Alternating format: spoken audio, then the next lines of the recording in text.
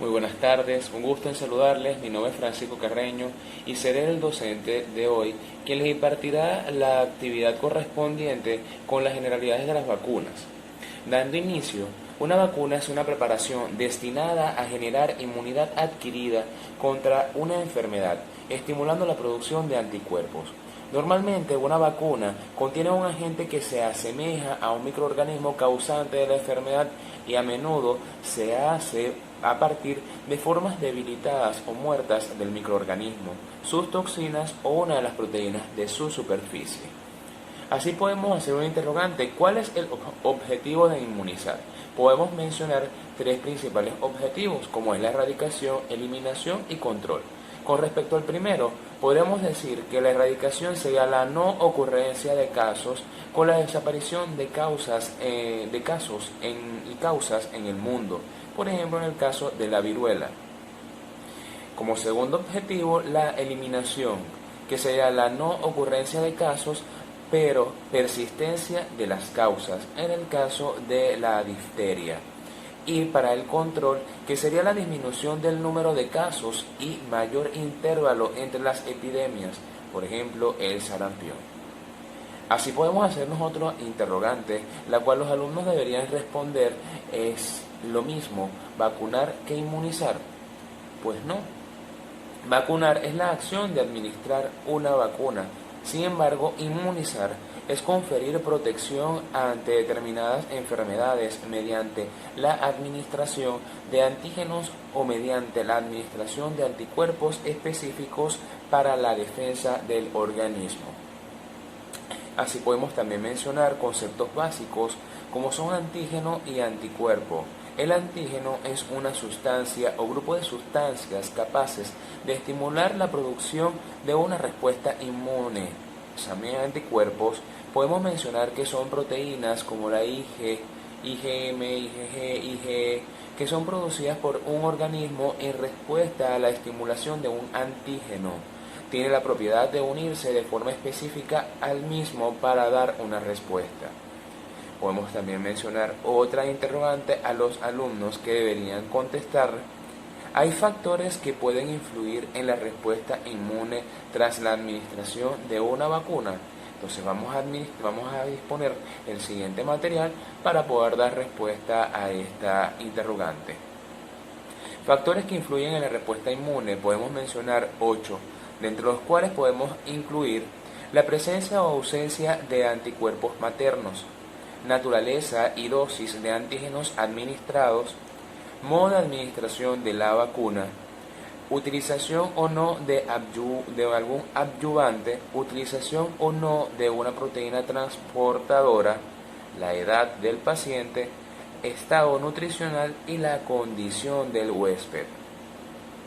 Así también podemos mencionar una importante condición, como en el caso de los inmunocomprometidos. Los pacientes con déficit inmunológico, congénito o adquirido, ya sean oncológicos, tratamientos inmunosupresores, VIH, SIDA, entre otros, requieren indicaciones especiales.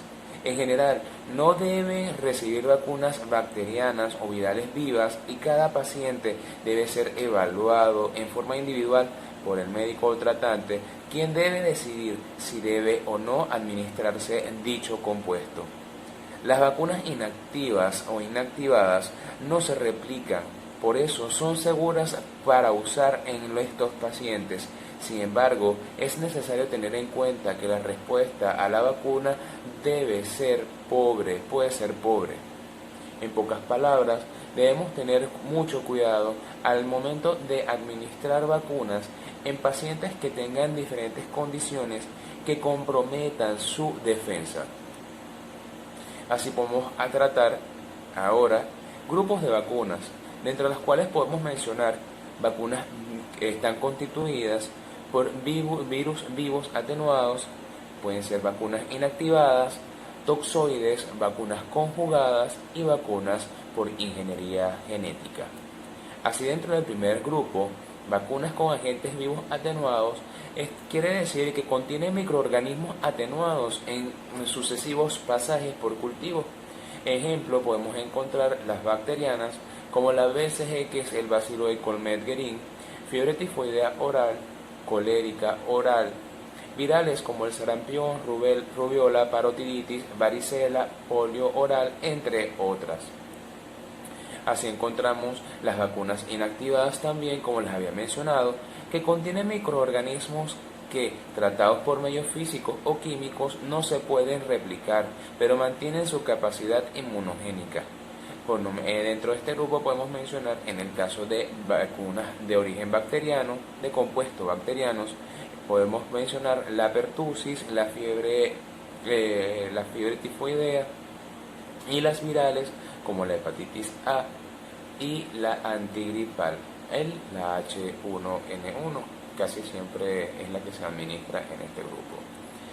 Dentro de las vacunas denominadas toxoides podemos encontrar son toxinas bacterianas que son modificadas para eliminar sus propiedades nocivas, manteniendo la capacidad de estimular la formación de antitoxinas al ser administradas al hombre. En este caso podemos encontrar el toxoide tetánico y el toxoide difterico, que son producidas por el Clostridium tetani y por el Helicobacterium diphtheriae. Así también vacunas conjugadas. Estas vacunas son aquellas que se conjugan con una proteína para la mejor respuesta inmune. El ejemplo más característico que podemos encontrar es el polisacárido capsular de algunos microorganismos, por ejemplo el Haemophilus influenzae tipo B, Streptococcus pneumoniae, Neisseria meningitidis. Es escasamente inmunogénico en niños menores de 2 años. Es por ello que se le une a una proteína transportadora para obtener una vacuna inmunogénica en menores de esa edad. Así encontramos las vacunas de ingeniería genética. Se produce a partir del aislamiento del material genético, que unido a un vector induce una respuesta inmune. Podemos mencionar dentro de esta la hepatitis B y el VPH. Otra interrogante muy importante que deberían dar respuesta los estudiantes es cuáles son las principales interrogantes sobre el uso de las vacunas. Pues siempre que acudimos a una consulta o el paciente acude a la consulta, va a tener múltiples interrogantes de si debe o no debe ser vacunado, qué efectos va a tener esta sobre mi organismo, qué me puede causar, si de verdad es beneficioso o no. Y debemos tener claro cada una de estas interrogantes para poder suministrar o poder administrar las vacunas con la mayor seguridad, darle la confiabilidad y darle la precisión que requiere a cada uno de los individuos que lleguen con estas interrogantes. Así podemos mencionar una de las principales interrogantes es si las vacunas se pueden usar simultáneamente. En realidad no existen contraindicaciones a la administración simultánea de varias vacunas. Pueden ser administradas simultáneamente. Esto no altera la producción de anticuerpos y la administración simultánea no produce mayores reacciones postvacunales. También otra interrogante es que si no me he puesto las vacunas, he roto mi esquema, ¿qué debo hacer? Está interrumpido. ¿Qué debemos hacer?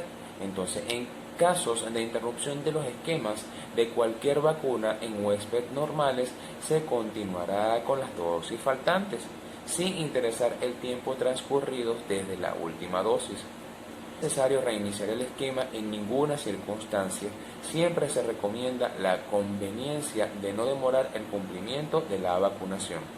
Es importante esto que se acaba de mencionar, porque en muchas oportunidades se coloca otra vacuna y no debe ser así. Se inician desde el principio, pero no, ya hay una respuesta. Lo único que se debe colocar en un periodo pertinente, y eso está establecido por cada uno del tipo de las vacunas, si debe colocarse o no debe colocarse, si es beneficioso para el paciente o no es beneficioso para el paciente. Todo eso debemos tenerlo en cuenta al momento de administrar una vacuna. De igual manera, Hay algunas falsas contraindicaciones, hay muchos mitos en los cuales las personas creen y eso nos hace pensar si es adecuado o no el proceso que se está realizando. Entonces encontramos como falsas contraindicaciones reacciones leves a dosis previas de vacunas, enfermedad aguda benigna, rinitis, catarro, diarrea. Si no me debo vacunar o me debo vacunar, no. Pacientes previos solamente en algunos casos que tengan fiebre pueden ser vacunados sin ningún problema. El tratamiento con antibióticos tampoco está contraindicado. Niños en contactos con embarazadas tampoco está contraindicado. Niños que han tenido contactos recientes con una persona con patología infecciosa, historia familiar o individual de alergias inespecíficas, desnutrición, niños en tratamiento con bajas dosis de corticosteroides por vía oral o inhalatoria. Todas son contraindicaciones falsas, es decir, en todos estos casos, sin ningún problema, el paciente puede ser vacunado. Como les había mencionado, cada una de las vacunas tiene sus pertinencias. Quiere decir que cada una debe ser administrada en un tiempo pertinente, de igual manera, a una edad adecuada, porque en ese momento es que crea inmunidad, además que ese tipo de enfermedades son más frecuentes en la infancia que en la adultez. Por eso ya en la adultez se han creado determinados anticuerpos y antígenos para la defensa del organismo. Y bueno, esperando sus prontas respuestas, sus interrogantes con respecto a esta actividad, sin más que acotar, me despido con este mensaje. El éxito o el fracaso de un proceso de vacunación dependerá básicamente de la calidad y potencia inmunológica de las vacunas utilizadas. De las vacunas utilizadas. No es lo mismo vacunar que inmunizar. Salud, comunidad, enfermería, medicina son puntos muy importantes que debemos tratar, que debemos cuidar, que debemos conservar, porque hoy en día se encuentran en bastante riesgo. Muchas gracias por su atención, sin más que acotar, me despido y bueno, espero que les haya gustado mi actividad. Hasta luego.